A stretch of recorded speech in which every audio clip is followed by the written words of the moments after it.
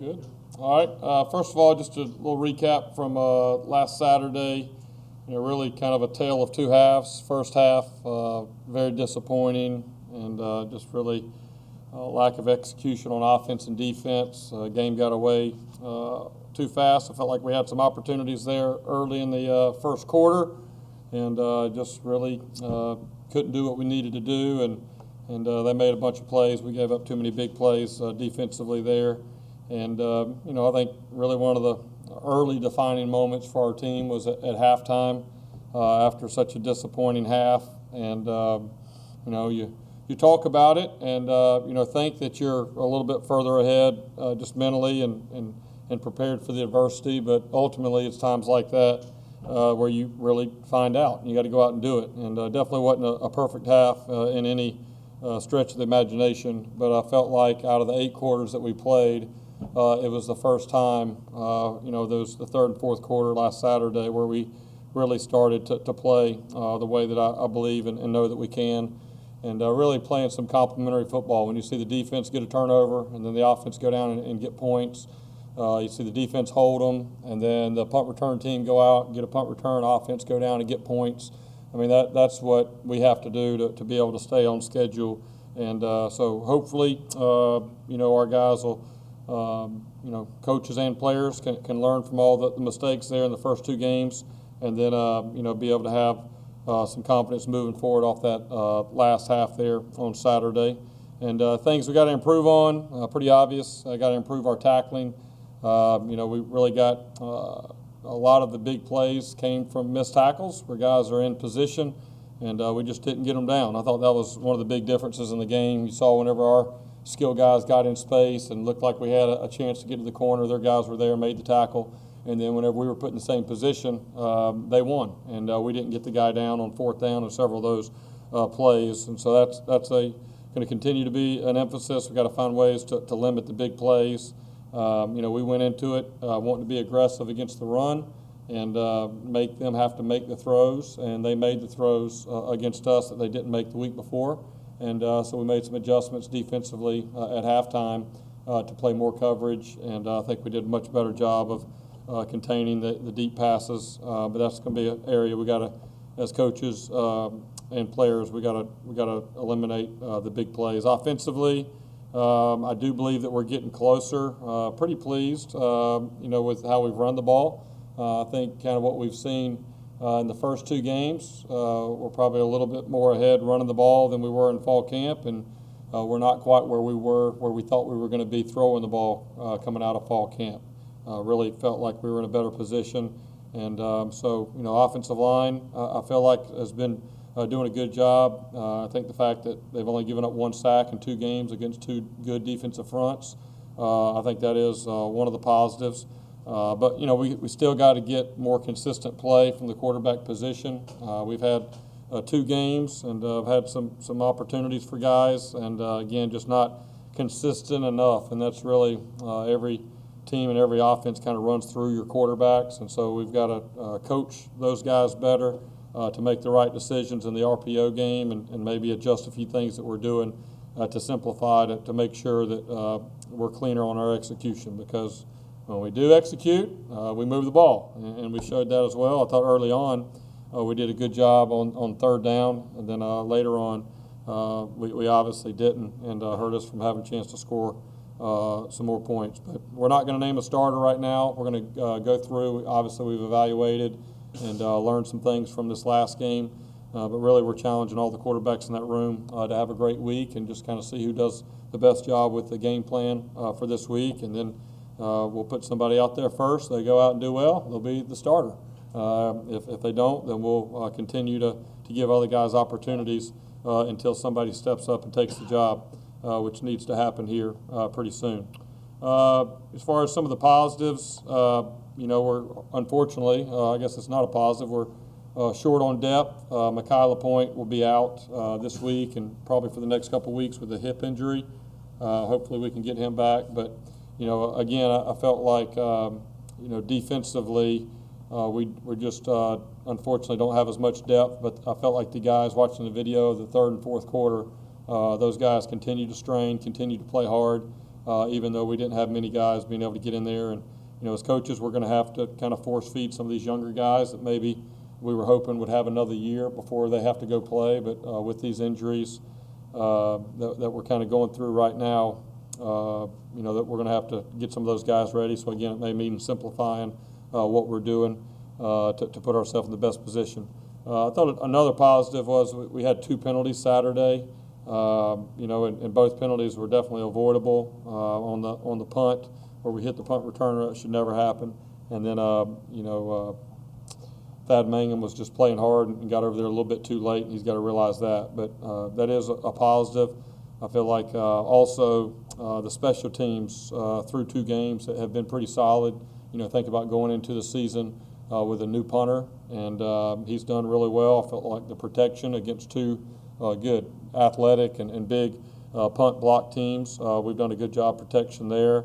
Obviously, it was good to get the punt return that we had there with Weaver and kind of his limited action back there. So that was good. And then field goal operation did a good job today, Saturday, getting some opportunities finally to go out there. And overall kickoff coverage, we kept them inside the 25. So those are some of the positives, but it's still very early in the season. And I think it's the coach's job to kind of figure out now that we've seen our guys play, what we do well, and maybe if we need to tweak a few things within our schemes, we will, especially with kind of seeing what personnel we have available. So that's our job. We got to put the guys in the best position, and then the guys got to continue to work and continue to improve. But they've responded well. They're looking forward to the game this Saturday with FAMU. Many of our players went to high school with these guys from FAMU, and our players have been talking about this game even in the off season, even though obviously we had 2 big openers. They're really excited about this one. I've got a lot of respect for FAMU's head coach, Willie Simmons. He and I were teammates at Clemson for 3 years. We came in the same year in the same class. He was a quarterback and I was a wide receiver, and really proud of him and kind of his career here in the coaching profession. He's done a really good job there at FAMU. They didn't play last year due to COVID, but in 2019 they went 9-2. And then this year, really, they're 2 points away in that first game from being 2-0. So he's done a good job. I think the thing that stands out is their skill positions. The running back and wide receivers, those are kind of their most dangerous players. They get the guys the ball in space, and they have a really good change of direction. That's going to be a good challenge for us of making sure that we leverage those guys the right way and not let those guys get outside of us, and be able to tackle those guys. And then defensively, they've got a really good scheme. They know what they're doing. The defensive front has done a really good job this year, and I like both of their safeties. So this will be a good opportunity for us. Again, really just having to trust the process and continue working to get better. And but I'm definitely glad that we're going to be back at home this Saturday evening. So with that, I'll open up for any questions. Jeff, a couple weeks ago, Florida State plays Notre Dame, plays really well and loses, but gets some momentum. Then last week they played Jacksonville State and lose the game and it's gone. What do you do to prevent that from happening? Because you're coming off a similar situation where you play well against a really good team but lose, and now you're playing a team everybody's going to expect you to win. How do you make sure that your players don't look past that at all? Well, number one, we haven't done anything to be able to look past anybody for sure. They've won a lot more games over the last year and a half, 2 years than we have. So I think everybody in our room knows that we got a lot of work to do. And and I brought that up. I've also brought up, I think there's maybe been 4 or 5 FCS wins this year. So at the end of the day, it's football. And if you execute, you got a chance to win. If you don't, you can lose against anybody that you play.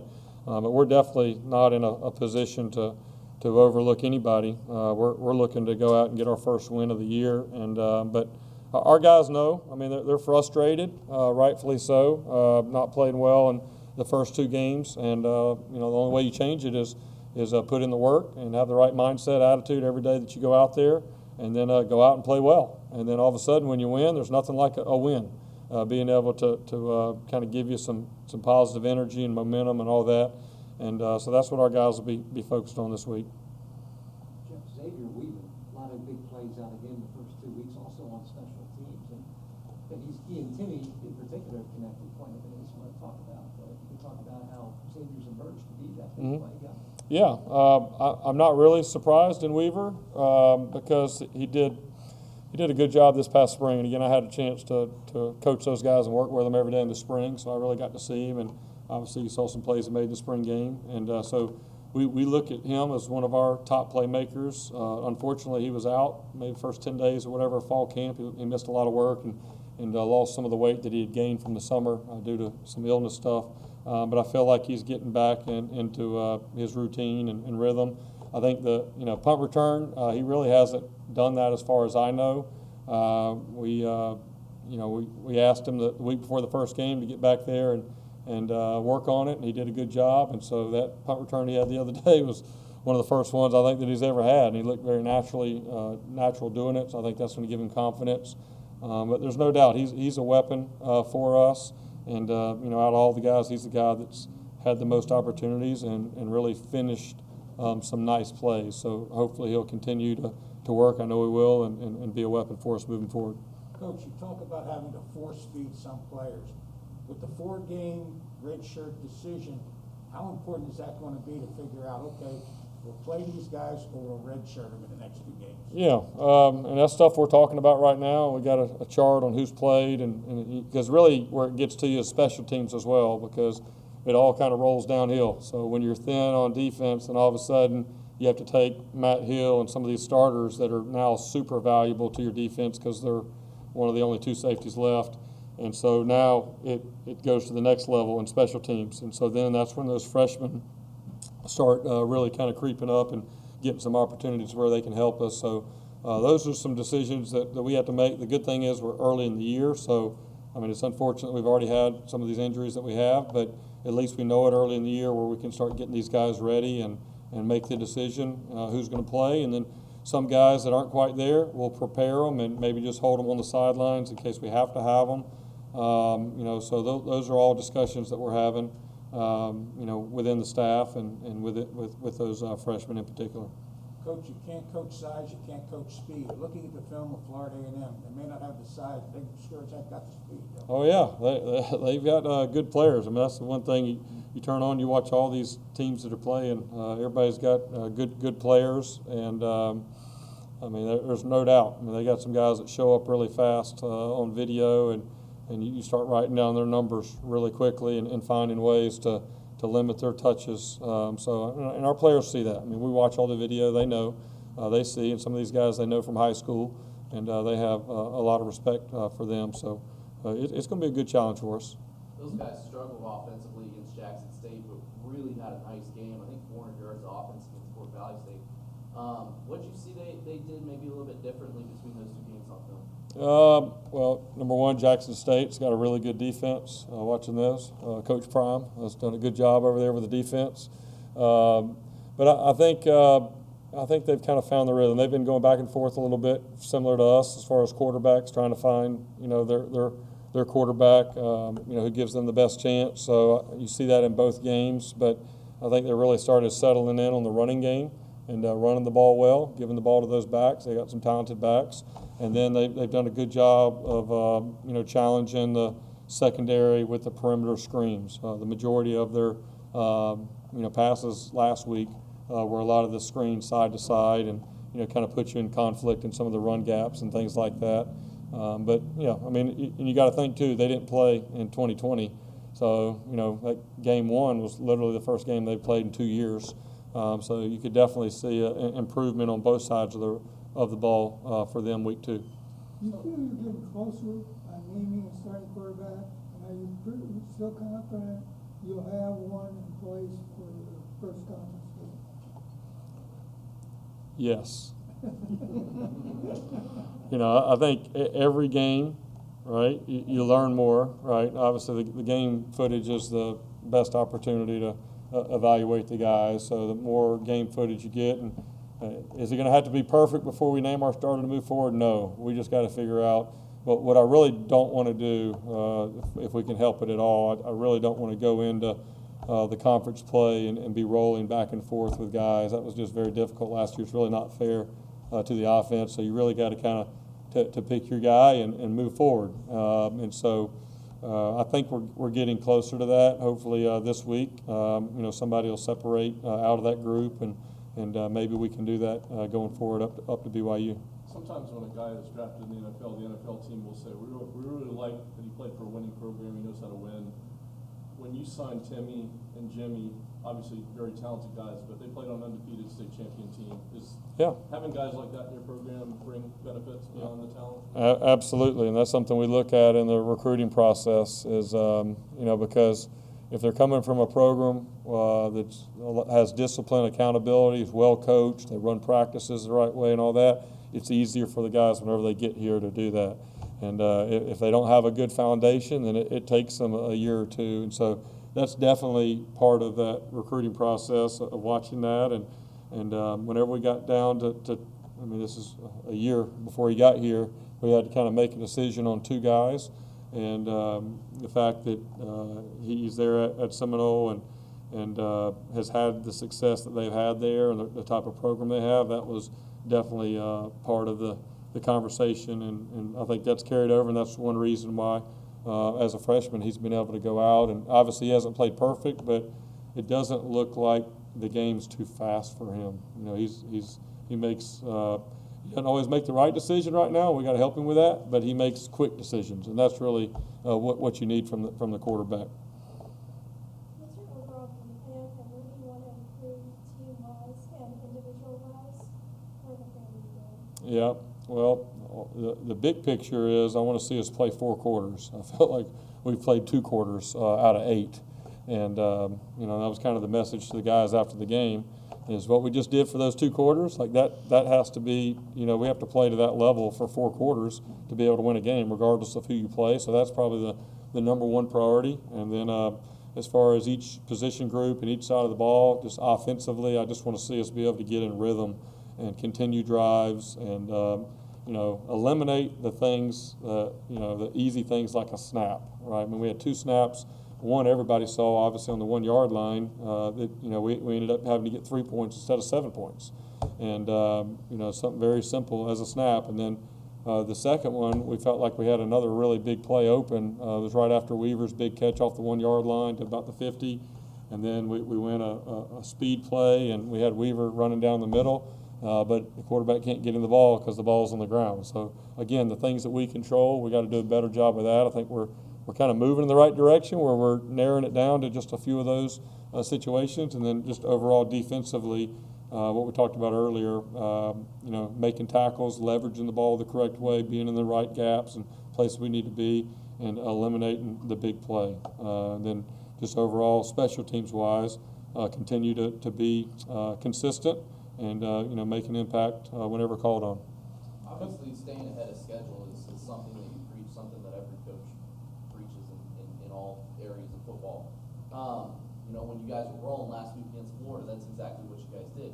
But when you look at it and you do set up on a 3rd and 10 or a 3rd and 12 or something of that nature, what do you guys have to do to start converting some of those 3rd and long situations? Yep. Well, again, we're going into the game last week. We knew 3rd and 10, 3rd and 12 is not good against Florida because it allows those defensive ends to pin their ears back and go. And that's one reason we had a little success early because we were able to run the ball and get in short yardage situations. But ultimately, it comes down to the quarterback making good decisions and putting the ball where it should be. I think, again, offensive line has done a pretty good job. The offensive line, running backs, and tight ends in our protections and things like that have done a good job.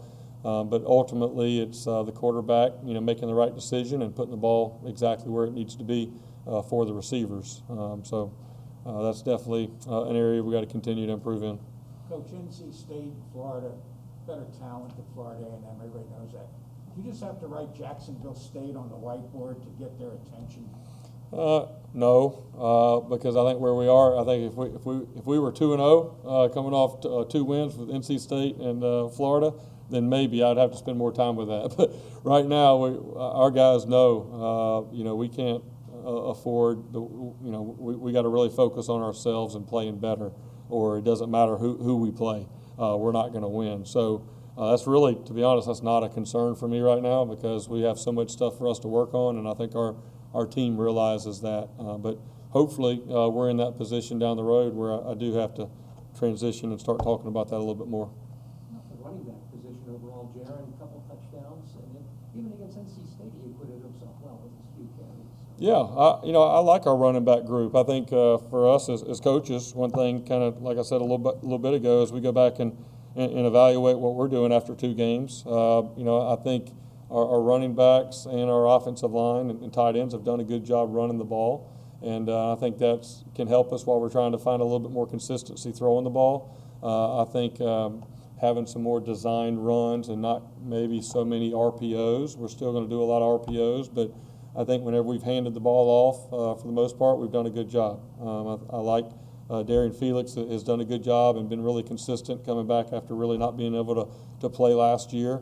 Jaron kind of gives you a different body type, a bigger guy in certain situations that's really good. And then, both Kelly, Kelly Joyner, I think is a guy that has some quick twitch and playmaking ability. I know he wanted to make that catch there on the double pass the other day. I was really close on that. And then Batee is another guy, a speed guy, makes quick decisions. So I think we're going to, roll those guys, and maybe one game certain guys get a hot hand and you kind of let them go a little bit longer. But, it's going to be a long year. We're going to need all those guys, and they each kind of bring something a little bit different to the table. But yeah, I was proud of Jaron being in that, getting that opportunity, and down there on the goal line, he was able to get it in there. And so that was good with him being a new guy coming in and not really seeing him play. He's responded well so far. Brock Nichols had a big interception, and looks like maybe he'll get some more opportunities. He's been very present on special teams for a long time. Older guy.